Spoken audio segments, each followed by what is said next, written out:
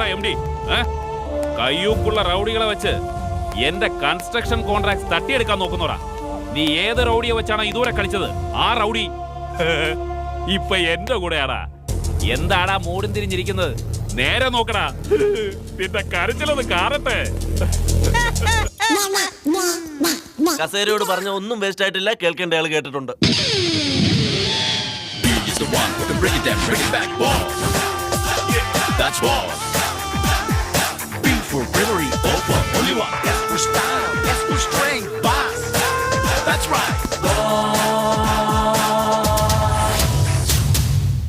U GK construction line managing director Gopalakrishnan.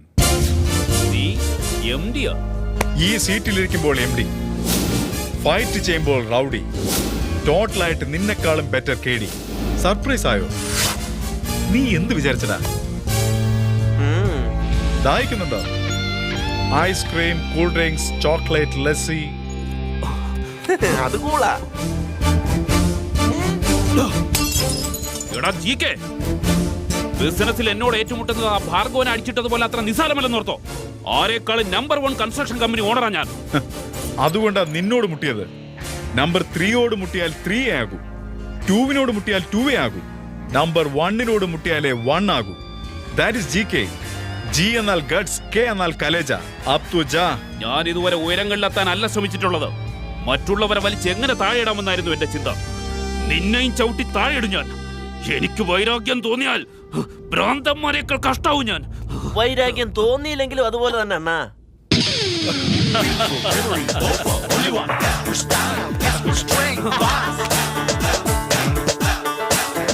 First advance എത്രയും പെട്ടെന്ന് work തുടങ്ങണം. No cash, only cheque. Okay. ഇന്നാണ് sir real എസ്റ്റേറ്റിൽ നട്ടലുള്ള ഒരാളെ കണ്ടത്. ഇനി അങ്ങോട്ട് എന്റെ കോൺട്രാക്ട്സ് എല്ലാം നിങ്ങൾക്കാണ്. Thank you, thank you. Sir, നമുക്ക് വർക്ക് ഉടനെ സ്റ്റാർട്ട് ചെയ്യണം. നാളെ സൺഡേ ആയതുകൊണ്ട് സ്റ്റാഫ് മീറ്റിംഗ് ഇന്ന് വൈകിട്ട് തന്നെ അറേഞ്ച് ചെയ്യട്ടെ. എടാ സുനിലേ, ഞാൻ ഇത്ര സീരിയസ് ആയിട്ട് പറഞ്ഞിട്ടും സാർ എന്താടാ ഇങ്ങനെ ചിരിച്ചത്? ആ ചിരിയുടെ അർത്ഥം എന്തെന്ന് മനസ്സിലായില്ല? ഇല്ല. എടോ ചാർലി, ആ. നാളെ സൺഡേ ആയതുകൊണ്ട് ഇന്ന് സാറ്റർഡേ. സാറ്റർഡേയിൽ ആവശ്യം സ്റ്റാഫ് മീറ്റിംഗ് അല്ല, ഫ്രണ്ട്സ് മീറ്റിംഗും പാർട്ടിയും ഡിസ്കോയുമാ. ഇന്റർവ്യൂ ടഫ് ആയിരിക്കോ? സാലറി അതുപോലെ കിട്ടും. താമസിക്കാൻ ഫ്ലാറ്റ് മാത്രമല്ല, പിക്കപ്പ് ചെയ്യാൻ കാറും അയച്ചു തരും. ഈ ജോലിയൊന്ന് കിട്ടാൻ വേറെ ആരെയാ കാണണ്ടേ? MDയുടെ ഡ്രൈവറെ. ഡ്രൈവറെയോ? ആ അതെ, അവനെ MDയുടെ ഏറ്റവും നല്ല ഫ്രണ്ട്. അദ്ദേഹം എന്ത് ചെയ്യണമെങ്കിലും അയാളോട് ചോദിച്ചിട്ടേ ഉള്ളൂ. ഇന്റർവ്യൂവിൽ ഏത് ക്വസ്റ്റ്യൻ ചോദിക്കുമെന്ന് പോലും അയാൾക്കറിയാം. അതിന് അയാളോട് ചോദിച്ചാ പറഞ്ഞു തരുമോ? വെറുതെ ചോദിച്ചാ പറയില്ല, കയ്യിൽ വല്ലതും കൊടുത്താ പറഞ്ഞേക്കും. Thank you. ഇപ്പൊ ബോസ് നിങ്ങളോട് ചോദിക്കാൻ പോകുന്ന ഫസ്റ്റ് ക്വസ്റ്റ്യൻ ഞാൻ പറയാം, നോട്ട് ചെയ്തോണം. നിന്റെ പേരെന്താ? അയ്യോ സോറി കേട്ടോ, കണ്ടില്ല, അതുകൊണ്ടാ. അറിഞ്ഞോണ്ട് വന്ന് ഇടിച്ചിട്ട് നമ്പർ ഇറക്കാൻ നോക്കുന്നു. എന്റെ പ്രായത്തെ കുറിച്ചെങ്കിലും ഒന്ന് ഓർക്കു കൂട്ടി. അത് തന്നെയാ പറയുന്നത്, ഈ പ്രായത്തിലെങ്കിലും കുറച്ചൊന്ന് ഒതുങ്ങിക്കൂടെ? അതിനിപ്പോ എന്റെ കാര്യം എനിക്കല്ലേ അറിയാവൂ. പ്രായം കൂടുന്നതിന് ഞാൻ എന്ത് ചെയ്യാനാ? മിസ്റ്റർ, നിങ്ങൾക്ക് അവിടെ എങ്ങനെ പോയിരുന്നൂടെ? ഒരുത്തിയുടെ വായിരിക്കണ കേട്ടിട്ടാ ഇവിടെ വന്നിരിക്കണത്. ഓ കുട്ടി, ഇതൊന്നും ശരിയല്ല കേട്ടോ. ഇന്റർവ്യൂവിന് എത്ര പേര് വന്നിട്ടുണ്ട്? 10-12 പേരുണ്ട്. എല്ലാവരെയും ഒരുമിച്ച് വിളിക്കാം. Good morning sir. Good morning. എനിക്കൊരു സെക്രട്ടറി വേണമെന്നും MB ആയിരിക്കണമെന്നും പറഞ്ഞ് പത്രത്തിൽ ആഡ് കൊടുത്തിരുന്നു. ആ ക്വാളിഫിക്കേഷൻസ് ഒക്കെ നിൽക്കുണ്ടല്ലോ. എഡ്യൂക്കേഷൻ കൊണ്ട് മാത്രമായില്ല, ക്യാരക്ടർ കൂടി നോക്കിയാൽ ഞാൻ എന്റെ സെക്രട്ടറിയെ സെലക്ട് ചെയ്യും. സുനിൽ, കമല, ലക്ഷ്മി, മേഘന, പല്ലവി, ജ്യോതി, ജ്യോത്സന, മാധുരി. ഈ 7 പേരും 500 രൂപ കൊടുത്ത് 50,000ന്റെ സെക്രട്ടറി പോസ്റ്റ് തട്ടിയെടുക്കാൻ കുറുക്കുവഴി തേടിയവരാണ്. ജോലി കിട്ടുന്നതിന് മുമ്പ് ഇങ്ങനെയാണെങ്കിൽ കിട്ടിക്കഴിഞ്ഞാൽ പിന്നെ എങ്ങനെയായിരിക്കും? ആരെങ്കിലും 5 ലക്ഷം തരാമെന്ന് പറഞ്ഞാൽ 5 കോടിയുടെ ടെൻഡർ നിങ്ങൾ ചോർത്തി കൊടുക്കില്ലേ? നിങ്ങൾ നേരായ വഴിയിലൂടെയാണോ ഈ ബിസിനസ് നടത്തിക്കൊണ്ട് പോകുന്നത്? കാര്യം കാണാൻ കുറുക്കുവഴി തേടുന്നവരെയും അധികം സംസാരിക്കുന്നവരെയും എനിക്ക് ഇഷ്ടമല്ല.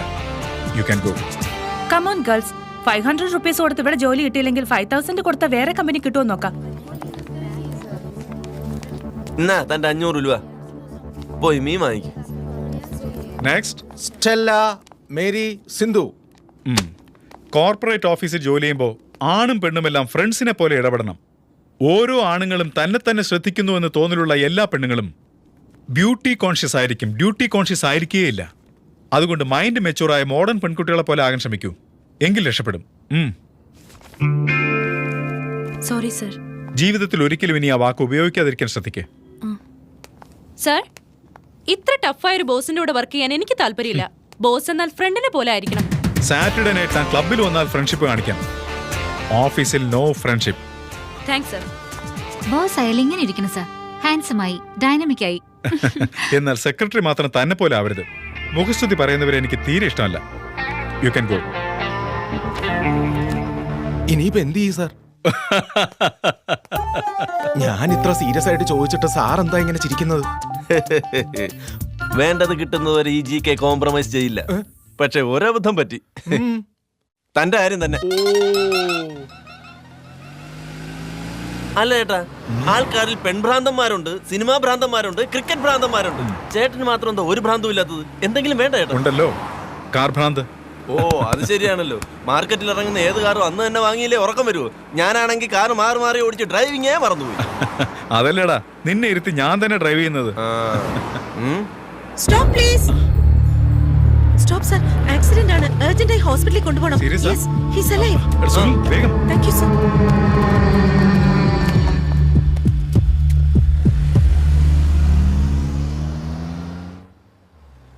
അല്ല, ഇത് നിങ്ങളുടെ ആരാ? എന്റെ ആരുമല്ല. ഒരു ബന്ധവും ഇല്ലാത്ത ആളെ രക്ഷപ്പെടുത്താനാണോ നിങ്ങൾ ഇത്രയും കഷ്ടപ്പെട്ടത്? റോഡിൽ രക്തം ഒഴുകി കിടക്കുന്ന ഒരാളെ രക്ഷപ്പെടുത്താൻ രക്തബന്ധം വേണമെന്നുണ്ടോ സർ? വളരെ നല്ല കാര്യമാണ് ചെയ്തത്. മൂക്കിലിരിക്കുന്ന കൊതുകിനെ ഓടിക്കാൻ പോലും നേരമില്ലാത്തവരുടെ ഈ സിറ്റിയിൽ മുഖപരിചയം പോലും ഇല്ലാത്ത ഒരാളെ രക്ഷപ്പെടുത്താൻ തോന്നിയില്ലേ? ഈ കുട്ടി ചെയ്തത് നല്ല കാര്യമില്ല ചേട്ടാ.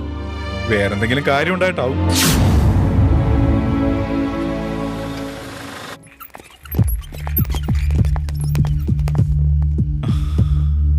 എടാ വാ, നമുക്ക് പോവാം. ഇനി അവര് നോക്കിക്കോളൂ. സർ, സർ, ഒരു മിനിറ്റ്, ഒന്ന് അകത്തേക്ക് വരാമോ? ഓക്കെ സർ, വിസിറ്റിംഗ് കാർഡ് ഒന്ന് തരൂ. ഓക്കെ. പേഷ്യന്റിന്റെ ആരാ? അയാള് റോഡിൽ കിടന്ന് അളിയനാണ് സർ, സഹോദരിയുടെ ഭർത്താവ്. Sir, 1 minute please. എന്താ? സോറി സർ, ആക്സിഡന്റ് കേസല്ലേ. റിലേറ്റീവ്സ് ആരും ഇല്ലെങ്കിൽ പോലീസ് വരുന്നവരെ വെയിറ്റ് ചെയ്യേണ്ടി വരും. അതുകൊണ്ടാണ് ഞാൻ അങ്ങനെ പറഞ്ഞത്. ശരി, താമ്പാ ഇവിടെ ഒപ്പിടണം. തൽക്കാലം കള്ള് ഒപ്പിട്ടാ മതി ചേട്ടാ. നിന്റെ ഒപ്പം ഞാൻ ഇട്ടത്.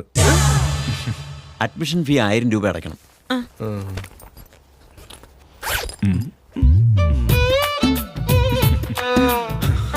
ഒരു മിനിറ്റ്.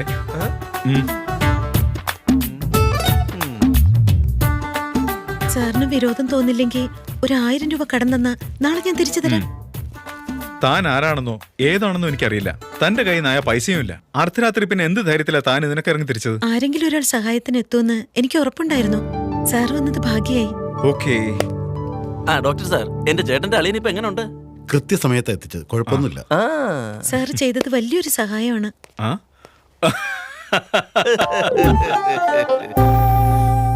ഒരു സഹായം കൂടെ ചെയ്യാമെന്ന്. ഈ സമയത്തിന് ഓട്ടോറിക്ഷ ഒന്നും കിട്ടത്തില്ലല്ലോ. വരൂ, ഡ്രോപ്പ് ചെയ്യാം. അതാ അതിന്റെ അർത്ഥം. വാനേ. തന്റെ പേരെന്താ? അനുരാധ. എവിടെ താമസം? കസ്തൂർബ അനാഥാലയ ഹോസ്റ്റലില്. പ്രസവത്തോടെ അമ്മ പോയി. എന്നെ അനാഥാലയത്തിലാക്കിയിട്ട് അച്ഛനും എങ്ങോട്ടോ പോയി. ഓ സോറി. എതുവരെ പഠിച്ചിട്ടുണ്ട്? MBA Calicut university. ഇപ്പൊ ജോലിക്ക് വേണ്ടി ട്രൈ ചെയ്തോണ്ടിരിക്കുന്നു. നിങ്ങള്? ചേട്ടൻ GK കൺസ്ട്രക്ഷന്റെ MD-യാ. Thanks sir. ഇതാ എന്റെ വിസിറ്റിംഗ് കാർഡ്. രാവിലെ ഓഫീസിൽ 10 o'clock എത്തണം. 1000 രൂപയുടെ കാര്യം മറക്കണ്ട. തീർച്ചയായും കൊണ്ടുവരാം സർ. ഇത്ര വലിയ ആളായിട്ടാണോ 1000 രൂപ തിരിച്ചു ചോദിക്കുന്നത്? പിശുക്കനാ തോന്നുന്നു. ഇത്ര സമ്പാദ്യമുള്ള ആൾ ക്യാഷ് തിരിച്ചു ചോദിച്ചാലോ എന്നല്ലേ ആലോചിക്കുന്നത്? ഞാൻ സമ്പാദിക്കുന്ന ഓരോ രൂപയും എൻ്റെ അധ്വാന, അതെന്റെ വേർപ്പാണ്. അപ്പൊ നാളെ രാവിലെ ഓഫീസിൽ കാണാം. ഓക്കെ?